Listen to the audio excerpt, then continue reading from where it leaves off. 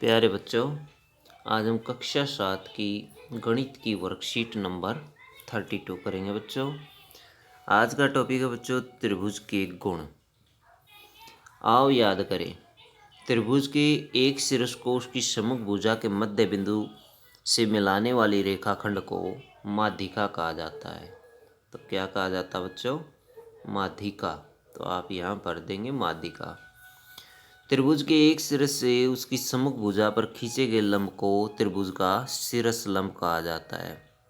शीर्ष लंब या लंब कहा जाता है बच्चों। तो इसको आप लिख सकते हैं शीर्ष लंब। शीर्ष लंब कहा जाता है। त्रिभुज की कोई दो भुजाओं की माप का योग तीसरी भुजा की माप से अधिक होता है। अधिक होता है। त्रिभुज की कोई दो भुजाओं की माप का अंतर तीसरी भुजा से कम होता है। पाइथागोरस गुण केवल समकोण त्रिभुज के लिए ही होता है। किसके लिए होता है बच्चों? समकोण त्रिभुज के लिए होता है। आगे देखिए बच्चों, कागज की 21 पट्टियां निम्न दिए गए निर्देश के अनुसार काटिए। 2 पट्टियां 6 सेंटीमीटर की, 4 पट्टियां 7 सेंटीमीटर की, 6 पट्टियां 8 सेंटीमीटर की, 2 पट्टियां 9 सेंटीमीटर की, 2 पट्टियां 10 सेंटीमीटर की, 1 पट्टी 11 सेंटीमीटर की, 2 पट्टियां 15 सेंटीमीटर की और 2 पट्टियां 17 सेंटीमीटर की काटिए। अब देखिए बच्चों, इससे संबंधित सारणी तैयार की गई है। अब सारणी में दिए अनुसार 3-3 पट्टियों से त्रिभुज बनाइए और सारणी को पूरा कीजिए। त्रिभुज की माप, क्या त्रिभुज बन सकता है या नहीं? यदि हाँ तो त्रिभुज का प्रकार भी लिखिए। तो बच्चों पहली जो देखिए 7, 8, 9, 7, 8, 9। अब हम देखते हैं कि त्रिभुज बन सकता है या नहीं। 9 और 7 16 होता है, जो कि 8 से ज़्यादा है। सही है, बन सकता है। और देखिए 8 और 9 को जोड़िए, 9 और 8 17 होता है। ये 7 से ज़्यादा है, ये भी बन सकता है। तीसरी भुजा से जोड़ ज़्यादा होना चाहिए। अब हम जोड़ते 7 और 8 को, 7 और 8 15 होता है, जबकि तीसरी भुजा 9 बची हुई है, तो 15 9 से ज़्यादा है, इसलिए ये त्रिभुज बननी संभव है। इसमें आप हाँ भर देंगे, ये त्रिभुज बनाई जा सकती है। और कौन सी त्रिभुज बनेगी बच्चों? ये त्रिभुज जो है इसकी कोई भी भुजा बराबर नहीं है, इसलिए हम इसको समद्विबाहु में नहीं रख सकते, समबाहु में नहीं रख सकते।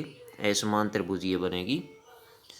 असमान जिसकी कोई भी भुजा बराबर नहीं होती, तो ऐसी त्रिभुज ये बनेगी। 6 सेंटीमीटर, 10 सेंटीमीटर, 8 सेंटीमीटर अगली त्रिभुज दी गई है। इसमें देखिए बच्चों, इसमें आप यहाँ पहली वाली में लिखेंगे विषम बाहु त्रिभुज। विषम बाहु त्रिभुज यहाँ आप लिख देंगे विषम बाहु त्रिभुज। 6, 8, 10 वाली देखिए, इसमें बच्चों 6 सेंटीमीटर और 8 सेंटीमीटर। पहले हम लेते हैं दो भुजाएं, 6 और 8 लेते हैं, 6, 8 का जोड़ करते हैं, 8 से 14 होता है, जो कि तीसरी भुजा से ज़्यादा है 10 से, इसलिए हम कह सकते हैं यह त्रिभुज बन सकती है। उसके बाद 6 और 10 का योग देखिए, ये 16 होता है, ये 8 से ज़्यादा है, ये भी संभव है। उसके बाद देखिए 10 + 8, 10 + 8 18 होता है, जो कि 6 से ज़्यादा है, तो ये त्रिभुज बनाना संभव है बच्चों। तो इसमें भी हम हाँ लिख देंगे। अब ये जो त्रिभुज है बच्चों 6, 8, 10, ये समकोण त्रिभुज बनेगी। कौन सी त्रिभुज बनेगी? समकोण बनेगी, क्योंकि इसकी जो भुजाएं हैं वो पाइथागोरस प्रमेय को वेरीफाई करती हैं, इसलिए समकोण त्रिभुज ये बनेगी। इस तरह की ये त्रिभुज बनेगी 6, 8, 10। ये 6, ये 8, ये 10 भुजा होगी, समकोण त्रिभुज बनने वाली है, क्योंकि इसका वर्ग और इसका वर्ग करने पर हमें इसके वर्ग के बराबर मिलता है।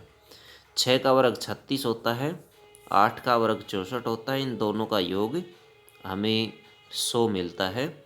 और 100 जो है 10 का वर्ग करने पर हमें प्राप्त होता है। 10 का वर्ग भी 100 होता है, तो इसलिए ये भी 100 है, ये भी 100 है, इसलिए समकोण त्रिभुज होगी। पाइथागोरस प्रमेय यही कहती है। तो बच्चों इसमें हाँ आ गया, इसमें भी हाँ हमने भर दिया, इसमें विषम बाहु भर दिया, विषम बाहु, और इसमें हमने समकोण त्रिभुज भर दिया, समकोण। उसके बाद हम भरेंगे बच्चों तीसरी, देखिए 7 7 14 होता है, 10 से ज़्यादा है। 7 और 10 17 होता है, ये भी 10 से, ये 7 से ज़्यादा है, ये भी संभव है, बन जाएगी।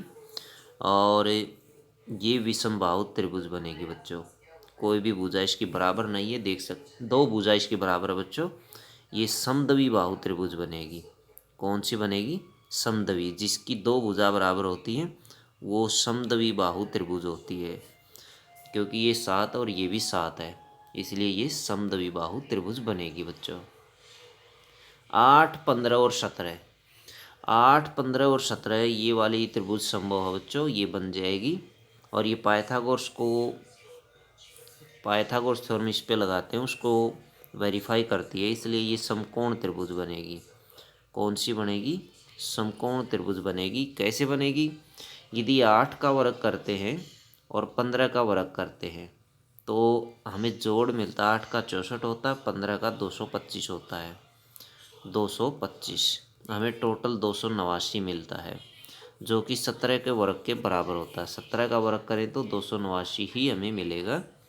इसलिए किन्हीं छोटी 2 भुजाओं का वर्ग करने पर बड़ी भुजा के वर्ग के बराबर है, इसलिए हम कह सकते हैं कि ये त्रिभुज समबाहु और समकोण त्रिभुज बनेगी। पाइथागोरस थ्योरम के अनुसार ये समकोण त्रिभुज होगी।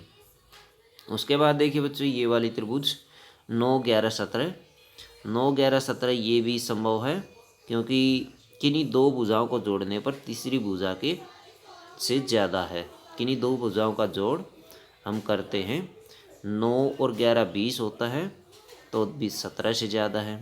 11 और 17 को जोड़ते हैं तो 26 ये आता 28, जो कि 9 से ज़्यादा है। और 17 और 9 को जोड़े ये तो 11 से ज़्यादा आता है, इसलिए ये संभव है।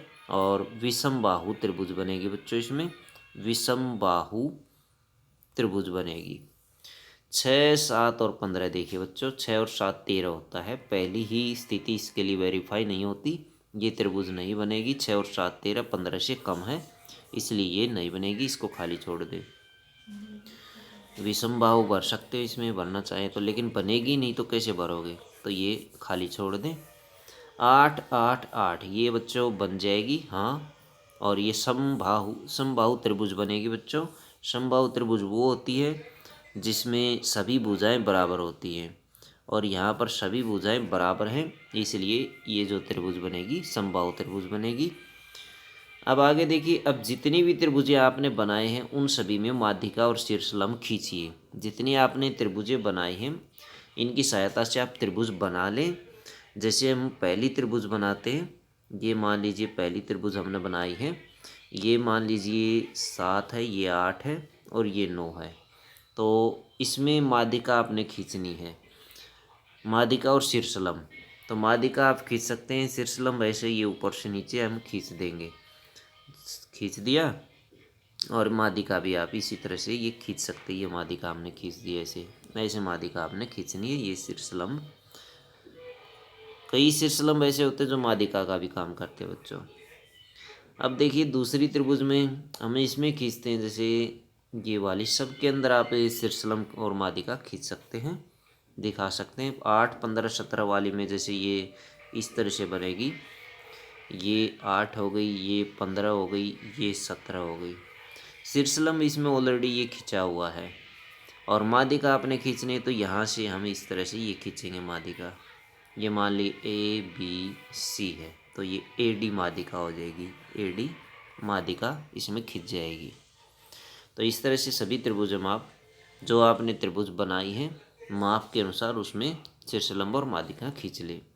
सारणी द्वारा बताइए कि आपको कितने समकोण त्रिभुज प्राप्त हुए, और इन समकोण त्रिभुजों के लिए पाइथागोरस गुण की सत्यता की जांच कीजिए। हमें 2 त्रिभुज ऐसी प्राप्त हुई जो पाइथागोरस थ्योरम को वेरीफाई करती है। ये 2 ये वाली और ये वाली, और इनमें हमें समकोण त्रिभुज प्राप्त हुई। समकोण ये वाली थी बच्चों, और ये वाली भी समकोण त्रिभुज थी।